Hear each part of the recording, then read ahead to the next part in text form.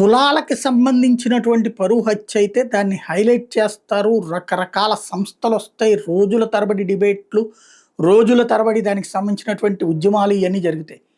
అదే మతపరమైనటువంటి పరువు హత్య అయితే గనక అది మైనారిటీ అమ్మాయిని సొంత కుటుంబ సభ్యులే చంపారంటే అది వార్త ఒక ముక్క వేసి కూర్చున్నటువంటి పరిస్థితిలో మన మీడియా నడుస్తోంది.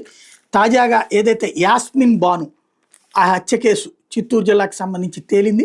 సంచలనం సృష్టించిన యాస్మిన్ బాను అనుమానాస్పద మృతి కేసు మిస్టర్ వీడింది. ఆమెది ఆత్మహత్య కాదని పరువు హత్య అని నిర్ధారణ అయింది. కన్న కూతురు ఇతర మతస్థుని ప్రేమించి పెళ్లి చేసుకోవడానికి జీర్ణించుకోలేక కూతురిని హత్య చేసిన తండ్రి షౌకత్ అలీ 56 ఏళ్ళు, వరుసకు సోదరుడైన మహమ్మద్ బాషా అలియాస్ లాలా 29 ఏళ్ళు పోలీసులు అరెస్ట్ చేశారు. మరో నిందితుడు అబ్దుల్ కలాం పరారీలో ఉన్నాడు.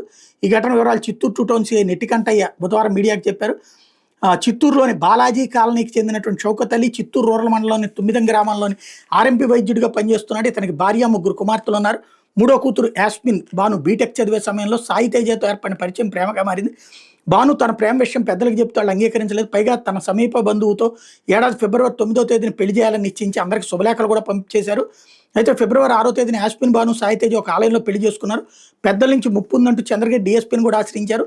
దీంతో షౌకత్ అలీని చంద్రగిరికి పిలిపించి వీళ్ళ జోలికి వెళ్లొద్దంటూ కౌన్సిలింగ్ ఇచ్చి పంపించేశారు. అటు తర్వాత సాయి తేజ భార్యతో తన సొంత ఊరైన పూతలపట్టు మండలంలోని పుట్టుకనుమ గ్రామంలో కాపురం పెట్టాడు. కొద్ది రోజుల్లోనే తల్లి ముంతాజ్ ఇద్దరక్కలు యాస్మిన్ బానుతో ఫోన్లో మాట్లాడుకుంటూ దగ్గరయ్యారు. ఆగిపోయిన వ్యక్తితోనే పెళ్లి చేసి కూతుర్ని దుబాయ్ పంపాలనుకున్న షౌకత్ అలీ ప్లాన్ బి కూడా సిద్ధం చేసుకున్నాడు. అనారోగ్యంతో తండ్రిని చూసి వెళ్లాలని తల్లి కోరడంతో ఏప్రిల్ 13వ తేదీన భర్తతో కలిసి యాస్మిన్ బాను చిత్తూరు కారులో వచ్చింది. అప్పటికే మరో కారులో వేచి ఉన్న లాలా వారి మరో సమీప బంధువు అబ్దుల్ కలాం బానుని వారి కారులో ఎక్కించుకుని అక్కడి నుంచి బయలుదేరారు. మధ్యలో తండ్రి షౌకత్ అలీ కూడా కారులో ఎక్కాడు. మాపాక్షి గ్రామ సమీపంలోకి వెళ్ళిన తర్వాత సాయి తేజను వదిలేసి తాను చూసిన వ్యక్తిని పెళ్లి చేసుకోవాలని యాస్మిన్ తండ్రి షౌకత్ అలీ కోరాడు. ఆమె ఎంతకు ఒప్పుకోలేదు. దీంతో కూతురి కాళ్ళను తొక్కిపెట్టి అప్పటికే తెచ్చుకున్న తాడుతో ఆమె గొంతుకు బిగించి చంపేశాడు. ఆపై బాలాజీ కాలనీలో తన ఇంటి వద్దకు వెళ్లి మృతదేహాన్ని ఇంట్లో పడేసి వెళ్ళిపోయాడు. తన కుమార్తె కొన ప్రాణాలతో ఉందేమని భావించిన తల్లి ముంతాజ్ స్థానికుల సాయంతో యాస్మిన్ని చిత్తూరు ప్రభుత్వ ఆసుపత్రికి తరలించింది. ఆమె అప్పటికే మృతి చెందినట్టు వైద్యులు నిర్ధారించారు. తన భర్త తిట్టడంతోనే బాను ఉరివేసుకుని ఆత్మహత్యకు పాల్పడ్డట్టు ముంతాజ్ పోలీసులు ఫిర్యాదు చేస్తే అనుమానాస్పద మృతిగా ఈ కేసు తొలుత పోలీసులు నమోదు చేశారు. తన భార్యను కుటుంబ సభ్యులు హత్య చేసినట్టు సాయి తేజ పోలీసులు చెప్పడం, యాస్మిన్ గొంతుకు 2 సార్లు తాడు బిగించిన ఆనవాళ్లు ఉండడంతో కేసు దర్యాప్తు మరో దిశలో సాగింది. పరారీలో ఉన్న షౌకత్ అలీతో పాటు లాలాను పోలీసులు అరెస్ట్ చేసి హత్యకు ఉపయోగించిన కారు, తాడును స్వాధీనం చేసుకున్నారు. దర్యాప్తు కొనసాగుతుంది. అవసరమైతే మరికొందరు అరెస్ట్ అయ్యే అవకాశం ఉంది. ఆ తల్లి కూడా సహకరించింది అక్కడ, నో డౌట్.